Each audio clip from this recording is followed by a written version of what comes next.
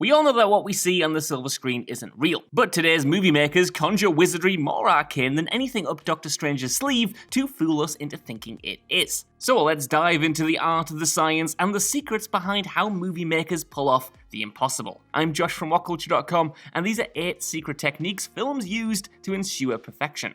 Number 8. The 40-year-old virgin test screenings provided the laugh track. Comedy is all about timing, and nobody knows that better than the directors and editors responsible for producing feature-length comedy. Through a myriad camera setups and footage from multiple takes, they have to splice together a movie which hits every gag, every set piece, every performance to get the biggest possible laugh at exactly the right moment. Never has that been more the case than on the sets of Judd Apatow's movies, which famously involve a lot of improvisation. The unsung hero of the director's movies, though, is Brent White, who bears a huge amount of responsibility for finding the best possible takes to use for the best possible results. And test screenings are one of the tools used to quality assess the cuts White and his collaborators put together. However, with the 40-year-old virgin, Apatow went a step further. During the first preview screening of the film, the writer-director actually recorded the crowd in its entirety as a soundtrack to the film. When he and White reconvened to edit the movie for its general release, Apatow used the tape of the preview audience's reactions to the first cut to guide what to trim and what to delete. Consequently, scenes that didn't get a reaction went out the window.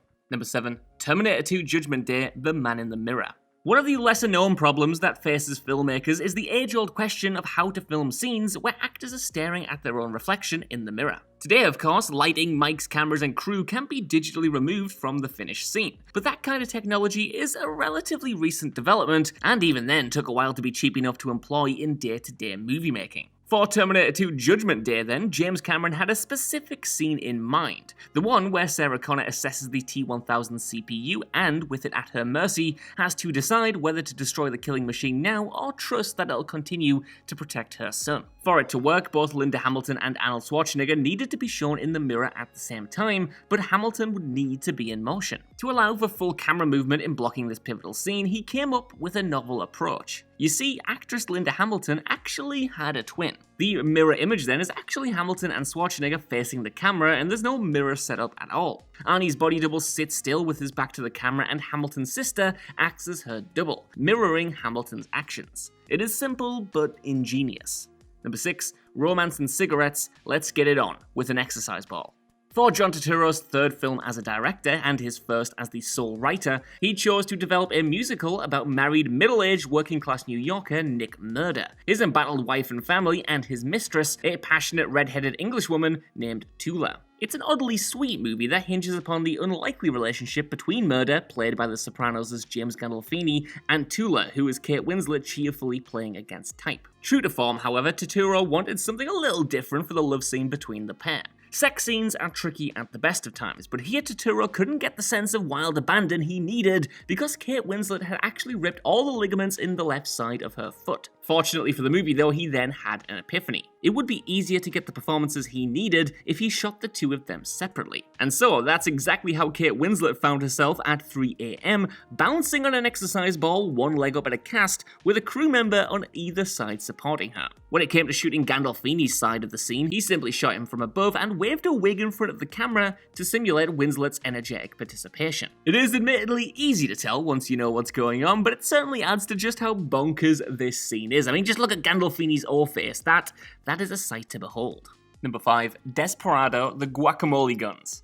From mixing a condom with fake blood and a smidge of dynamite to a whole host of other rough and ready solutions, filmmakers have always managed to get creative when it comes to producing blood squibs for movies. For Robert Rodriguez's seminal neo-western Desperado, though, he wanted something a little more over the top to match his movie's graceful yet gratuitous action style. On his no-budget first film, El Mariachi, he experimented with placing the squib inside the blood pack rather than behind it. But for Desperado, he Inspector Gadgeted himself a guacamole gun. Essentially, a device that projected a burst of stage blood from off-camera onto actors without the need for the safety protocols and planning that came hand in hand with working with squibs alone. The guacamole gun's other significant selling point was the effect itself. Depending on the consistency of the mixture used, it was possible to simulate shots to any part of the body with cheerfully gratuitous gore, including a nice line in brain-splattering headshots. In fact, the guacamole gun was a little too successful at the end of the day, as Desperado ended up being snipped by the censor due to the sheer amount of blood spraying that was going on,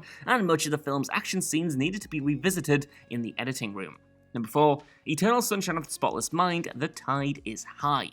Filming Michel Gondry's lo-fi sci-fi masterpiece gave the cast and crew more than the usual amount of headaches, due to the director's insistence on shooting on location with significant practical effects, coupled with the unpredictability of improvisation. Considering the relatively modest $20 million production budget, a great deal of creativity was needed to achieve the in-camera practical effects that Gondry required. Nowhere is this creativity more evident though than in the scenes at the beach house in Montauk. With the cameras tight on Jim Carrey's Joel and Kate Winslet's Clementine, the backdrop told the subtext of the story. The ocean breaking the house apart to signify Joel's memories of their relationship fracturing and disappearing. Now, the house itself was a set, but it was one built on location on the beach so that the tide would rise and first erode, then just completely demolish it. This proved harder than expected though, as the original riggers outright refused to build it, citing the insanity of creating sets in the sea that were designed to be destroyed by water. Gondry, of course, then just fired them on the spot and simply ordered the film's cast and crew themselves to place the set in the water,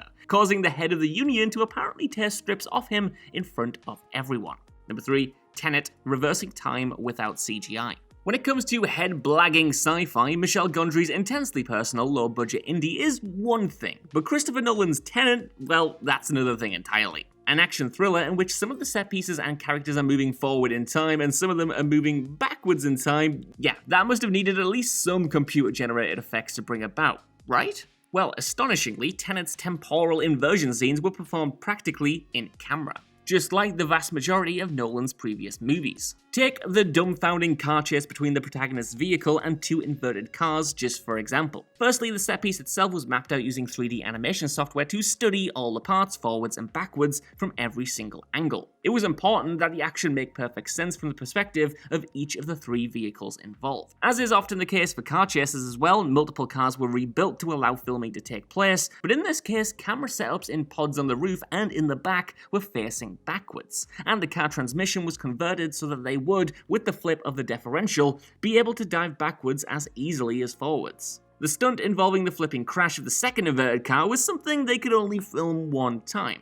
and the car itself was surrounded by camera cars. In fact, the only digital effects in the whole sequence involved removing or editing cameras and converted vehicles that were in shot, because there were just so many cameras involved. Number 2, Apollo 13, filming actual zero-gravity scenes. Much like Gondry and Nolan, Rod Howard had a specific vision for Apollo 13 that he approached in a very specific way. Early on, he decided that this movie wouldn't be using any existing footage of the Apollo 13 mission itself, and that every shot would be original to this movie. Among other things, the suits the cast wore were authentic reproductions, airtight when sealed and cooled by air pumped into them. And the mission control set was reportedly so realistic that one consultant who'd worked on the actual real thing couldn't tell the difference. With all that impressive, expensive commitment to realism, Howard was similarly adamant that they wouldn't be faking weightlessness for the film either, with awkward, uncomfortable wirework harnesses. Instead, the scenes requiring weightlessness were filmed on multiple flights aboard a Boeing KC-135 reduced gravity plane, a fixed-wing aircraft nicknamed the Vomit Comet that was used to train astronauts for NASA. Without getting too deep into the science of it, the flight path is essentially so intense that for a brief moment, anyone inside experiences 23 seconds of pure weightlessness at a time, giving the filmmakers just enough time to shoot some no-gravity goodness. Number 1, Inception, Running Down a Dream. The hotel fight scene between Joseph Gordon-Levitt's Arthur and a bunch of hostile figments of a dreamer's imagination is the perfect representation of just why Inception was a big deal. Here, Arthur finds his reality spinning when the dream he's operating inside is affected by the actions taken in the dream his dream is nested within. Confused? Don't worry about it. Basically, up becomes down, down becomes sideways. Once again here, Nolan pulled off a miracle with practical effects when a lesser filmmaker would have defaulted to cartoonish CGI animation. Taking a rotating set effect created for Fred Astaire and adapting it for a punishing 2-minute fight scene, the shoot actually used several different sets for this moment, as FYI, although it's often referred to as the hallway fight scene, a third of it actually takes place in a hotel room. Still, Gordon Levitt was battered and bruised at the end of each day, having to tumble and dance his way through fight choreography on a spinning set. The result is astonishing even when you know how it was done, messing with your perceptions throughout and keeping you as off balance as Arthur himself is. So that's our list. Want to know what you guys think down in the comments below. Did you know about these secret techniques behind these movie scenes? While you're down there in the comments as well, could you please give us a like, share, subscribe, and head over to whatculture.com for more lists and news like this every single day. Even if you don't though, I've been Josh, thank you so much for watching, and I'll see you soon.